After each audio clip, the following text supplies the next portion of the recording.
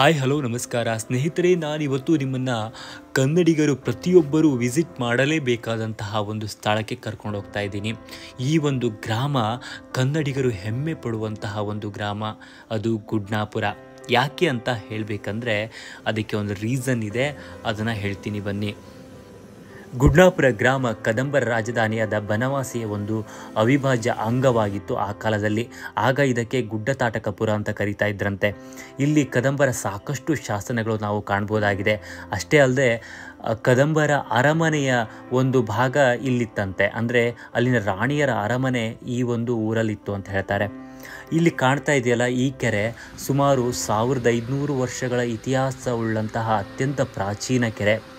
ಈ ಕೆರೆಯನ್ನು ಬನವಾಸಿಯ ರಾಜ ರವಿವರ್ಮ ತನ್ನ ಪತ್ನಿಯ ಸಲಹೆಯಂತೆ ಇಲ್ಲಿ ಕಟ್ಟಿಸ್ತಾನಂತೆ. ಆ ಕಾಲದಲ್ಲಿ ಇಲ್ಲಿ 16 ಗ್ರಾಮಗಳಿಗೆ ಇಲ್ಲಿನ ಅಂದರೆ ಈ ಕೆರೆಯ ನೀರೇ ಆಸರೆಯಾಗಿತ್ತಂತೆ. ಸುಮಾರು 160 ಎಕರೆ ಜಾಗದಲ್ಲಿ ಈ ಕೆರೆಯನ್ನು ನಿರ್ಮಾಣ ಮಾಡ್ತಾರೆ ಬನವಾಸಿಯ ರಾಜರು. ಅಂದರೆ ನಾವು ಅರ್ಥ ಮಾಡ್ಕೋಬೇಕು, ಆ ರಾಜರು ಕೃಷಿಗೆ ಎಷ್ಟು ಮಹತ್ವ ಕೊಡ್ತಾಯಿದ್ರು ಅಂತ. ಇಂದಿನ ದಿನಗಳಲ್ಲಿ ಇಂತಹ ಯಾವುದೇ ಕೆರೆಗಳ ನಿರ್ಮಾಣದ ಇತಿಹಾಸವನ್ನು ನಾವು ಕಾಣೋಕ್ಕೆ ಸಾಧ್ಯ ಇಲ್ಲ ಬಿಡಿ. ಯಾವುದೇ ಸರ್ಕಾರ ಬರಲಿ ಕೆರೆ ನಿರ್ಮಾಣ ಮಾಡಿದೆ ಅಂತ ನಾವು ನೋಡೇ ಇರಲ್ಲ ಅಥವಾ ಕೇಳಿಯೂ ಇರಲ್ಲ. ಆದರೆ ಆ ಕಾಲದಲ್ಲಿ ಈ ಒಂದು ಕೆರೆ ನಿರ್ಮಾಣ ಮಾಡಿದ್ದಾರೆ.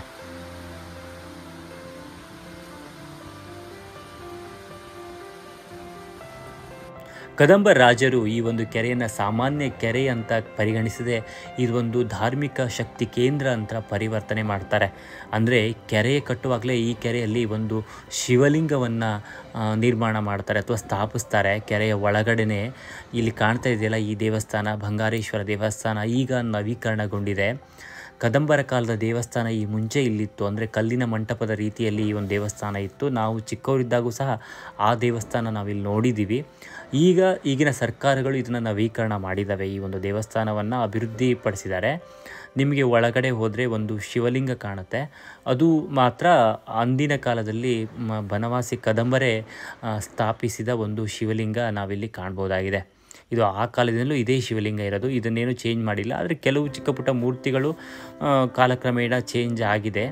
ಬಟ್ ಈ ಶಿವಲಿಂಗ ಮಾತ್ರ ಆ ಕಾಲದಲ್ಲೇ ನಿರ್ಮಾಣವಾಗಿದ್ದು ಅಂತ ಇತಿಹಾಸಕಾರರು ಹೇಳ್ತಾರೆ.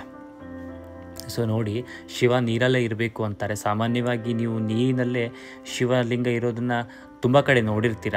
ಅಷ್ಟೇ ಶ್ರೇಷ್ಠತೆ ಇರುತ್ತೆ ಅಂತ ಹೇಳ್ತಾರೆ. ಈ ಒಂದು ಕೆರೆ ಎಷ್ಟು ಪವಿತ್ರ ಅಂದರೆ ಶಿವನ ಅಭಿಷೇಕವಾದ ನೀರು ನಮಗೆ ಸಂಪೂರ್ಣ ಕೆರೆಯೇ ಶಿವನ ಅಭಿಷೇಕ ಅಂತ ಹೇಳ್ಬೋದು. ಅಷ್ಟೊಂದು ಪವಿತ್ರತೆಯನ್ನು ಈ ಒಂದು ಕೆರೆ ಪಡ್ಕೊಂಡಿದೆ. ಅಂದರೆ ನಮ್ಮ ಹಿಂದೂ ಧರ್ಮದಲ್ಲಿ ನಾವು ನಂಬ್ತೀವಿ ಶಿವನ ಅಭಿಷೇಕದ ನೀರು ಅತ್ಯಂತ ಶ್ರೇಷ್ಠ ಮತ್ತು ಪವಿತ್ರ ಅಂತ.